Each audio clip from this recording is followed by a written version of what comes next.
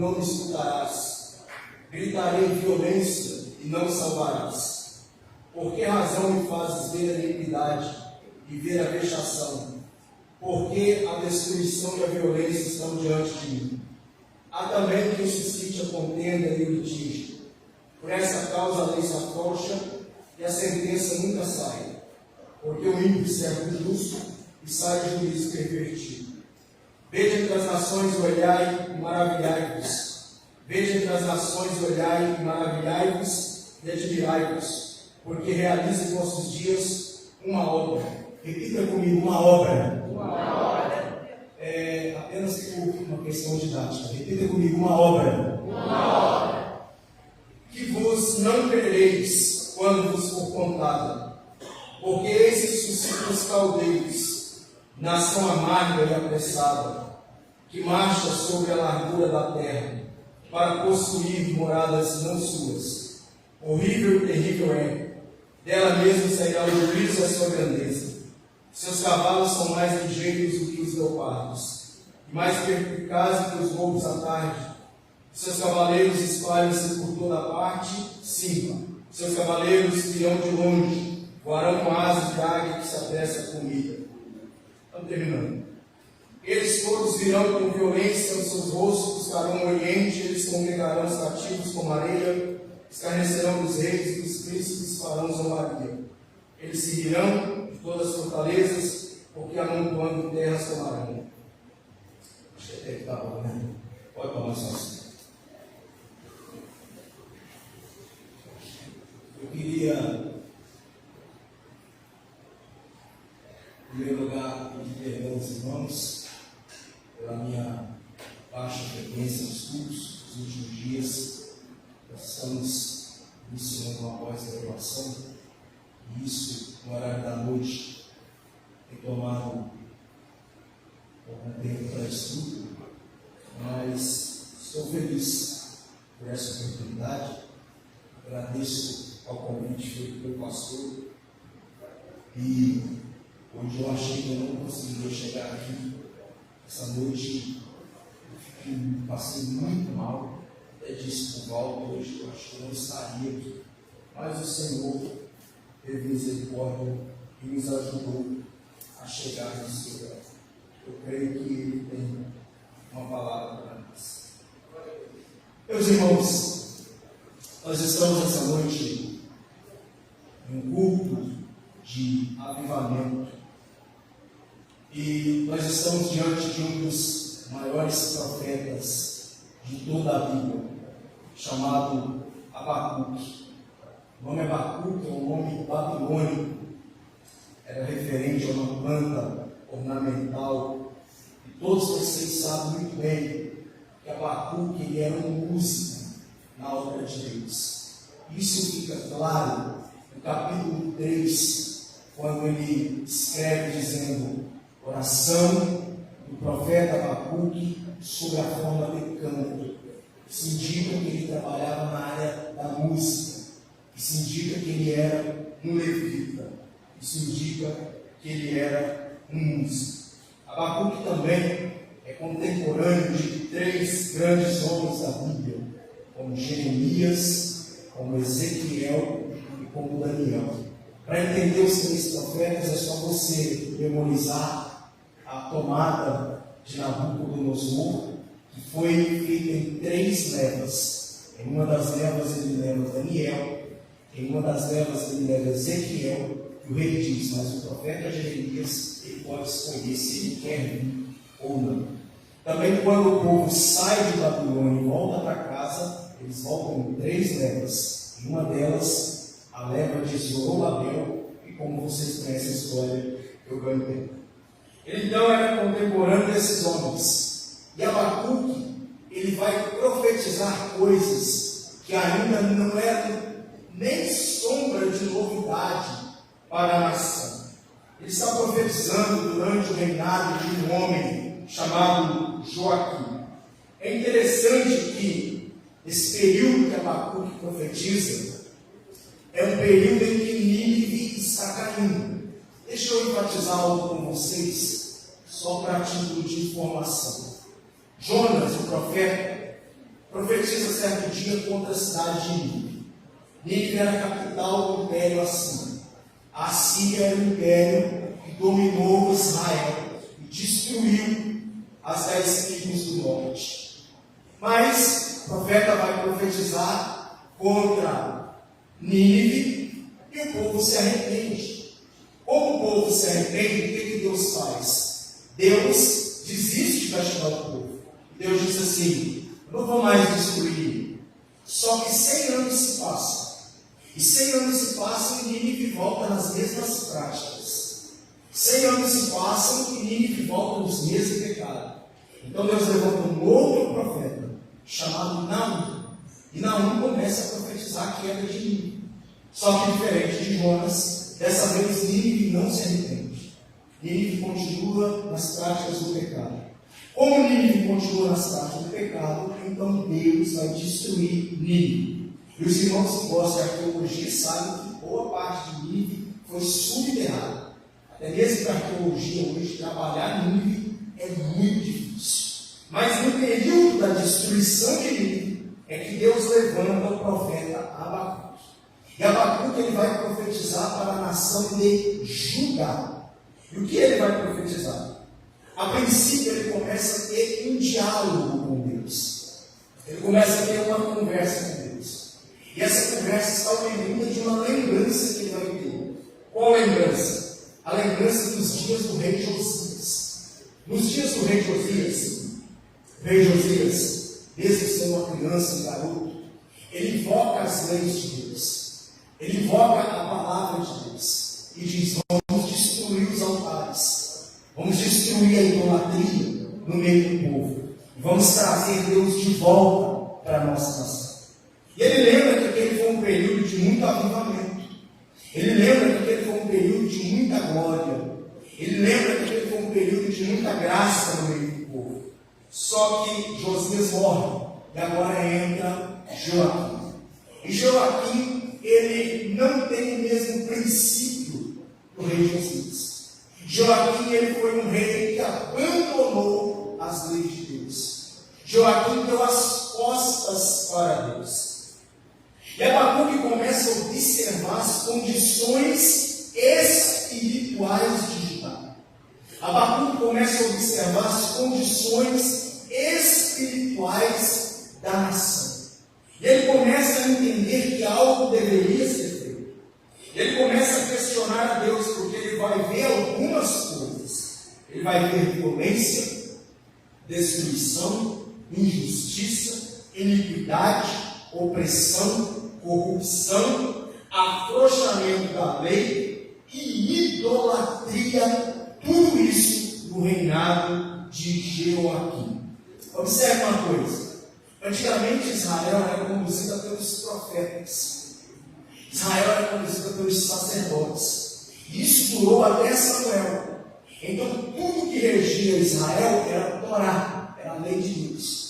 Mas depois que Saul entrou, então o que rege é a monarquia. Só que há um problema: alguns desses reis eram santos, outros não. Alguns desses reis tinham prioridade na palavra, outros não.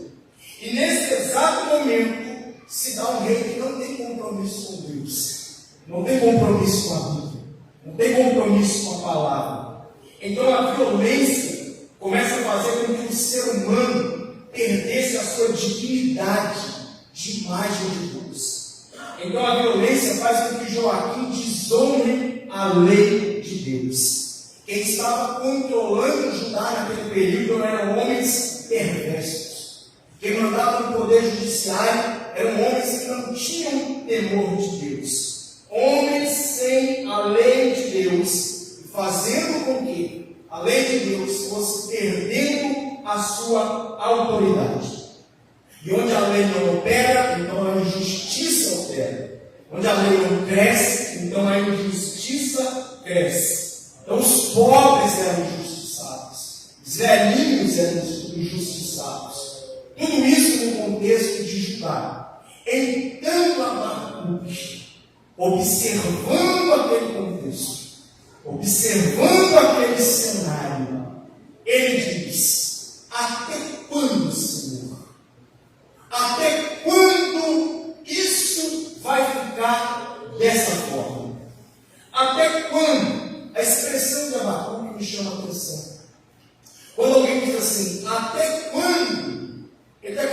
dizer, já faz tempo que eu estou orando nessa situação. Já faz tempo que eu estou falando com o Senhor dentro desse sistema. Já faz tempo que eu estou dialogando com o Senhor e parece que nada tem acontecido. Parece que nada tem mudado. Parece que as minhas orações não têm subido. Parece que Deus, grave o que eu vou dizer, estava indiferente a duas coisas. Primeiro, a oração do profeta e a iniquidade do povo. Parece que Deus estava indiferente à oração do profeta e à iniquidade do povo. Não é legal isso? Entender que não é só a gente que tem esse sentimento. Entender que grandes homens da Bíblia também passaram por isso. Quem de nós aqui nunca pensou, parece que Deus não está me ouvindo? Quem de nós aqui nunca pensou, parece que Deus não está me escutando? Quem de nós aqui nunca pensou, será que as minhas orações estão chegando até Deus?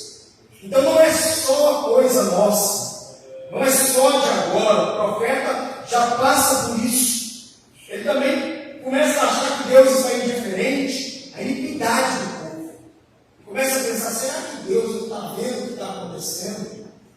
Será que Deus não está contemplando o que está acontecendo ao meu redor? E duas perguntas são feitas. Por que Deus se cala às vezes em meio à crueldade? Segundo, por que Deus se cala às vezes em meio a uma oração? Terceiro, porque parece que algumas orações não têm resultado esperado. Aí entra o que acontece. Ele ora e não aceita aquela situação. Sabe o que eu vejo nele? Eu vejo um homem zeloso, que está preocupado com a justiça no meio do povo, que está preocupado com a lei de Deus no meio do povo. Sabe o que eu observo naquele homem? O pecado está incomodando aquele profeta. Sabe o que eu observo naquele homem? A quebrança da lei de Deus. A quebrança da lei de Deus está incomodando o profeta e ele quer ver justiça, ele quer ver retribuição, ele quer ver disciplina, purificação, restauração, retidão, avivamento. Deus essa noite está à procura de pessoas que não se conformam com o mundo, mas que ainda querem ser cheios do poder do Espírito Santo. Se você está aqui, levanta a mão e olha a glória da sua vida. Então o profeta é zeloso. Eu já estou terminando. Aí sabe o que acontece? Deus responde. Deus rompe com o silêncio e responde. Aí Deus disse assim: Abacuque, você quer ouvir minha voz? Diante desse cenário, eu vou te falar o que eu vou fazer. Aí o profeta ficou todo empolgado. Fala, Deus, porque o teu servo ouve. Deus disse assim: eu vou fazer uma grande obra no meio desse povo. Aleluia, Jesus. Glória a Deus. Aleluia. Porque toda vez que a gente ouve Deus falar para fazer uma grande obra, a gente tem essa reação, né? A gente sabe, glória. Se tem um povo que gosta de Deus fazer obra, é crente. Glória a Deus. Sabe por que eu aceitei Jesus? Eu tinha 10 anos. Sabe por que eu aceitei Jesus? Porque o irmão olhou para mim e falou assim: Deus tem uma grande obra na sua vida. Aleluia, Jesus. Eu falei: Deus achou um menino de 10 anos, eu quero essa obra. Glória a Deus. Aleluia. Abacuque só não falou em línguas porque não era tempo da graça. Mas quando Deus falou assim: farei uma grande obra em vossos dias, Abacuque diz: glória a Deus, aleluia, obrigado, Senhor, é o que eu precisava. Deus disse: deixa eu terminar a história, Abacuque. Farei uma grande obra, mas tem um detalhe: uma obra de destruição no meio do povo. Porque a nossa tendência é achar que uma grande obra de Deus é só fazer coisas boas. E às vezes, para Deus fazer as coisas boas, primeiro Ele tem que destruir algumas coisas que nós construímos. Eu lembro que há um tempo atrás eu disse para Deus assim: faça a tua vontade na minha vida. Ele pegou minha vida e jogou no chão. Abacuque parece que parou e disse assim: Senhor, como é que é o negócio aí? O que o Senhor me disse? O Senhor pode repetir? É, Abacuque, fala que eu vou fazer uma obra que vai todo mundo ficar maravilhado. Mas que obra que é? É uma obra de destruição no meio da nação. Fala que eu vou arrebentar com tudo aqui. Fala que tudo vai ser destruído aqui. Irmão, presta atenção. Deus não faz o que a gente quer. Ele faz o que Ele quer fazer na nossa vida. Glória a Deus. Mas sabe o que acontece? Parece que vejo um profeta murcho, igual a gente ficou aqui agora. Aí Deus diz: Abacuque, você quer ver o que vai acontecer? Aí, se eu puder conjecturar, eu acho que Abacuque deve ter dito assim: eu acho que eu nem quero ver mais. Eu acho que eu nem quero mais saber o que tem por vir aí. Então ele diz: deixa eu abrir sua visão, Abacuque. Eu vou te mostrar a obra que eu vou fazer no meio do povo. E Deus abre a visão dele. Sabe o que ele vê? Ele vê a Babilônia entrando dentro de Judá pelas mãos de Nabucodonosor. Ele vê Nabucodonosor entrando e destruindo não só a terra, mas destruindo o templo. Ele vê Nabucodonosor acabando com tudo. Irmãos, e ele está profetizando coisas de 45 anos antes. A Babilônia nem era império ainda. E ele começa a ter uma visão da destruição e da brutalidade. Aí ele faz algumas perguntas. Ele diz assim: Senhor, mas peraí, que negócio é esse? Do Senhor enviar os caldeus aqui para nos destruir, se teoricamente eles são piores do que nós, se teoricamente eles são mais cruéis que nós, como que o Senhor vai usar essas pessoas? E parece que Deus diz: eu uso quem eu quero. Aleluia, Jesus. Sabe quem Deus vai usar para abençoar a sua vida? Aquela pessoa que você jamais espera que Deus pode usar para abençoar a sua vida. Porém, sabe quem Deus pode usar como instrumento de castigo contra nossas vidas? Aquela pessoa que a gente também não espera. Todavia, ele diz: eu mantenho a fé. Eu mantenho a crença no Deus Todo-Poderoso. E ele vai levar essa palavra para o meio do povo. E ele leva uma palavra pesada e ninguém ouve. E o tempo passa e eu já estou finalizando. Aí entra o profeta Jeremias. E Jeremias profetiza: olha para mim, 40 anos. A destruição de Judá. E ninguém ouve a palavra. Quando a palavra se cumpre em Nabucodonosor, Nabucodonosor destrói Judá e diz assim: agora escutem o que eu vou dizer. Marduk é Deus. Bel nos deu vitória. Ele não entendeu que quem usou ele como instrumento era Deus. E um dia, aquele homem olhou e disse assim: glória à vitória de Babilônia. Ele destrói, entra dentro do templo. Presta atenção. Ele entra dentro do santuário do rei Zedequias. Só que antes de ele entrar, quem entra é Jeremias. E Jeremias disse assim: eu tenho uma palavra para o Senhor. O rei disse: o que você tem que dizer? Se entrega a Babilônia. Senão a última coisa que você vai ver vai ser a morte dos seus filhos. E ele não ouve. Nabucodonosor vai com os 2 dedos dentro dos olhos dele. Só que antes de furar os olhos, mata os 2 filhos na frente dele. A última coisa que ele viu foi a morte dos 2 filhos. E depois ele ficou até a morte preso. Aí sabe o que aconteceu? Jerusalém sob o domínio de Babilônia. Um dia Nabucodonosor, dentro do palácio, disse assim: para a minha glória, para o meu poder, para a minha honra, Deus disse: desce do trono agora. E ele ficou 7 anos como animal, comendo verde. E Deus não matou ele. Sabe por que Deus não matou ele? Porque Deus precisava fazer ele voltar. Aleluia. E dizer assim: hoje eu reconheço que só o Deus Todo-Poderoso é Deus. Deixa eu dizer para só alguns que entenderam de novo. Tem coisas que Deus permite para fazer você aprender a glorificar o nome dele.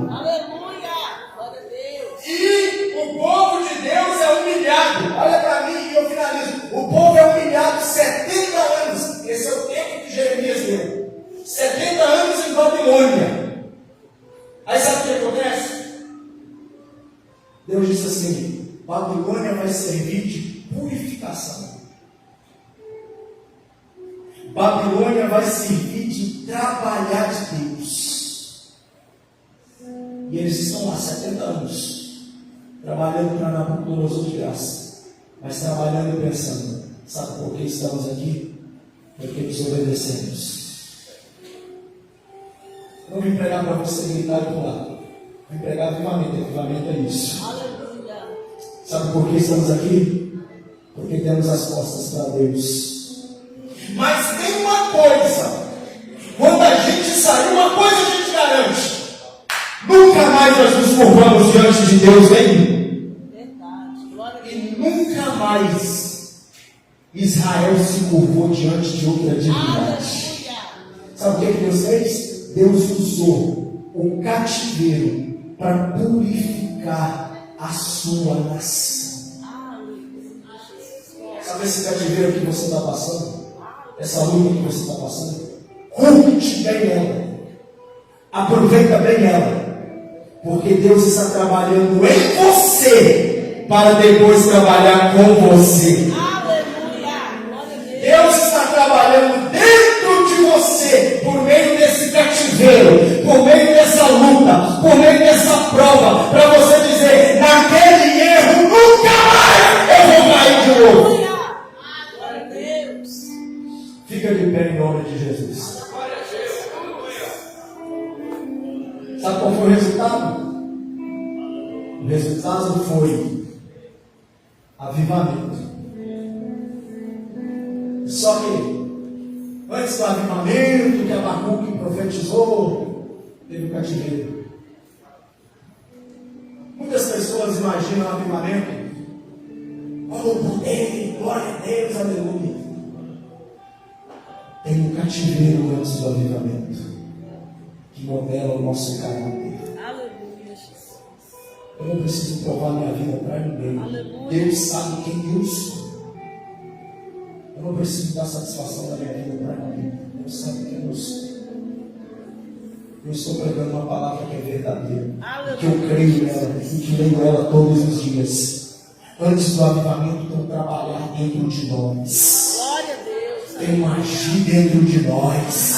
Aleluia. Tem algo de Deus dentro de nós. Eu vim aqui profetizar. Eu vim aqui profetizar. Deus está usando essa noite para trabalhar dentro de nós, porque coisas grandes de Deus está para acontecer na nossa vida. Quem acredita nessa palavra que eu estou falando aqui nessa noite? Eu queria que você colocasse a mão no seu coração. Vou pedir um voto para o Senhor. Eu até, gente, às vezes até tenho vontade de cantar isso aqui, mas quando a gente vê os irmãos cantando, eu falo: gente, tanta gente boa isso aqui cantando, dá até exemplo. Coloque a mão no seu coração. Senhor Jesus, esta é a tua palavra, ela não é minha. Eu não falei de mim, Senhor, eu falei da tua palavra. Falei com o coração sincero, tu me conheces. Toma esse povo em tuas mãos e aplica essa palavra aos corações. Eu te peço em nome de Jesus Cristo. Pode louvar. Eu te peço em nome de Jesus Cristo que o Senhor trabalhe dentro de nós e que o Senhor traga esse avivamento nas nossas vidas. Que o Senhor traga esse trabalhar, esse toque do Senhor espiritual dentro das nossas vidas. Eu te peço em nome de Jesus Eu te peço em nome de Jesus, toque em cada coração, para a glória do teu nome.